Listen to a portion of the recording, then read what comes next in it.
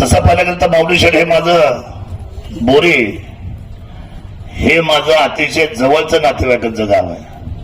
शिंदे असतील, कोरडे असतील, जाधव असतील, अजून कुठलं राहिले अण्णा बाबा, पटाडे असतील, मेटांगळे असतील, हे सगळे सोनून हा आमचा नंदुशेठ शिंदे असेल माझा खास माणूस,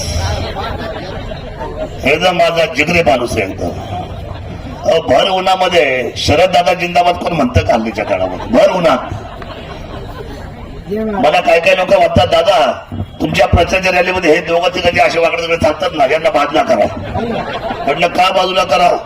हा ऐका ना दादा, का बाजूला करा? मी त्यांना विचारलं, गणेश मी विचारलं एका विद्वान माणसाला, चांगला माणूस होता, डॉक्टर होता, मला वाटलं साहेब ह्या तुमच्या रॅलीला हे दिष्ट लागते, हे वाकडे तिकडे दोन चार झेंडे घेऊन शरद दादा जिंदाबाद, शरद दादा जिंदाबाद, बाजूला करा यांना.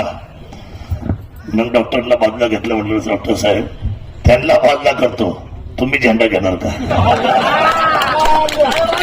तुम्ही म्हणणार का शरद दादा जिंदाबाद? साहेब ही माणसं पाहिजे ना आपल्याला, यांचा वागणा करू कसा जमेल मला? आमची आमदारकी अशी आहे, सर्वसामान्यांची आमदारकी, फाटकी आमदारकी, रामबाई अशीच आमदारकी आमची. हा ऐका, सगळ्यांची नावं घेतो. आता नंदू मला भाषण करू दे. नंदू अरे बाबा मला 2 मिनिटं, मला भाषण करू दे. अरे मला भाषण तर करू दे, आता हे भाषण झालं होतं. थँक्यू. तर हे अशा पद्धतीने आपण सर्वांना बरोबर घेऊन हातात हात घालून आपण कामं करतो, विकास करतो. सर्वसामान्यांच्या गळ्यातल्या ताईत म्हणून इथे फार काही मोठ्या माणसाची फार ओळख लागते, काही पोच लागते. विजयराव असं काय नाही, कोणी फोन करायचा, सोमनाथराव कोणी भेटायचं, दादा पूजेला या, पाचीला या, पाचीला पण आमंत्रण स्वीकारतो. आता मला सांगा ते गरोदरपणा काय म्हणतात, ते डोळ्याला पण जातो मी. काय आता माझी अवस्था तुम्हाला काय सांगू?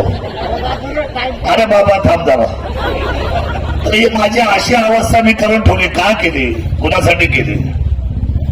का? कारण काय? कारण असं आहे, या शिवसेनेचा जो विजय आहे, शिवसेना ही आमच्या बाळासाहेबांनी जो पारळात चुना लावतो त्याला आमदार केलं, जो वडापाव विकतो त्याला खासदार केलं, सर्वसामान्य माणसाला फुटपाथवर उचललं.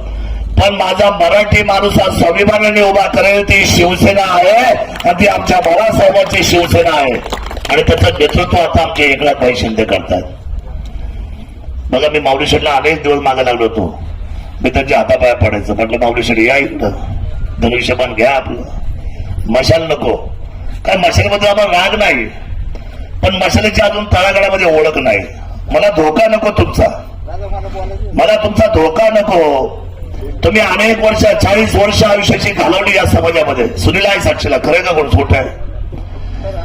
40 वर्ष तुम्ही, अनेक वर्ष तुम्ही काम करताय, आणि त्याच्यामध्ये जर उद्या दगा फटका झाला तर आम्ही काय उत्तर द्यायचं तुम्हाला सुद्धा? त्यांचा खूप आट्टा होता, काय माझी एवढी एक जागा मला फक्त मशाली होत्या, आणि तुम्ही धनुष्यबाणावर बाकीचे उभे करा, आपण सगळे एकत्र काम करू. म्हटलं नाही, तुम्ही जर तिकडून लढला मशाली आणि जर कार्यकर्ते जुळले नाही, सविताताई मतदार जर जुळला नाही, तर आपण उत्तर कुणाला देणार? उद्या निकालाचं निकाल त्या ठिकाणी उत्तर होईल, पण तिथून पुढे काय करायचं?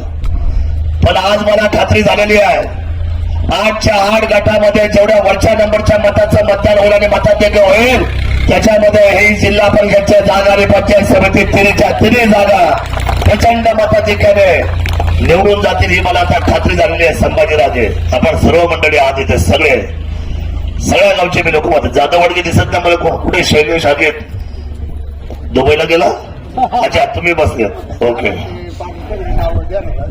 माझी विनंती आपल्याला आहे, आता एकजूट होऊन काम करायचं आपल्या सर्वांना. मी रामबाईला शब्द दिलाय 8च्या 8 जिल्हा परिषदचा, आणि मला म्हणायचं असं की समजा 4च्या 4 नगरपालिकेची जबाबदारी 4ही आपण जिंकल्यामुळे आपलं माझी कॉलेज टाईट झाली हो तुमच्यामुळं. हा मला तिथं भाई आणि त्याला शरदला बोलो, सारखं तोडत शरद. अरे काय कॉलेज टाईट झाली ना भाई माझी तुमच्यामुळं. आणि उद्या 8च्या 8 जर माझा मतदारसंघ, मला खात्री आहे जर लोक मला रिक्षावर स्वीकारतात साहेब, काय सोपी गोष्ट आहे का ही? काय माणसं साधी का आमची? तर यावेळेला धनुष्यबाणावर जर 8ही विजय जर दिले, 8 म्हणजे खाली 16 पण येणार ना, म्हणजे दुसरे 8 पुरतं बोलत नाही मी, वरचा मुकुट आहे 8, खालचे 16 पंचायत समिती, हे जर दिले तर जुन्नर तालुक्याचं नाव राजकारणामध्ये महाराष्ट्राच्या क्षितिजावर कोरलं जाईल माझ्या किल्ले सोनेरीचं. आणि आता काय सत्तावरती आपली आहे, आमदारकी सुद्धा आपल्याकडे आहे, आणि खालचा जिल्हा परिषद सदस्य हा अतिशय महत्वाचा घटक आहे. आता काही लोक म्हणतात माऊली शेठ तिकडून इकडे आले, मग आधी कुठे होते मला सांगा? आधी आधी आधी जिल्हा परिषद कुठल्या गटाचे होते? बोरी होते का नव्हते? लोकांच्या पराभव दिसायला तर लोक काही म्हणतात हो आयात. आता माजरवाडी काय आंबेगाव मध्ये का? नाही कुठं आहे? जुन्नरचीच आहे ना.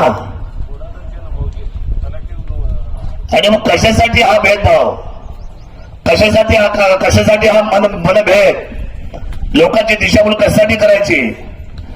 जो माणूस कामाचा आहे तोच माणूस सर्वसामान्य जनतेच्या नावाचा आहे, तोच माणूस काम करू शकतो, हे पण तुम्ही सगळं लक्षात ठेवा. माऊली शेठची ओळख नव्याने द्यायची काय ओळख गरज नाही.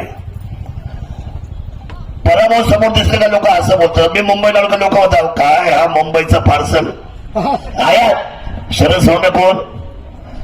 बरं मग रामभाई तुम्ही मुंबईला गेले, तुम्ही आयात झाले, मी मुंबईला गेलो, माझं कुटुंब पोट भरत नव्हतं म्हणून आमचं कुटुंब मुंबईला गेलं. 1970 1965-70 ला अतिशय दुष्काळाची परिस्थिती होती. माझे 8 चुलते सख्खे घरामध्ये 8चे 8 लोक शेती कोरडवाहू होती. वर्षातून एकदा शेतीला पाणी यायचं आणि जिरायत शेती असायची, कसं कुटुंब चालवायचं? अशा परिस्थितीमध्ये चालत चालत ही मंडळी तळेगावला गेली आणि तळेगावला रेल्वे बिगर तिकिटीच्या रेल्वेमध्ये मुंबईला पोहोचले आणि फुटपाथला उतरली. मला सांगा मुंबईला गेला म्हणून काय गुन्हा झाला का? नाही ना.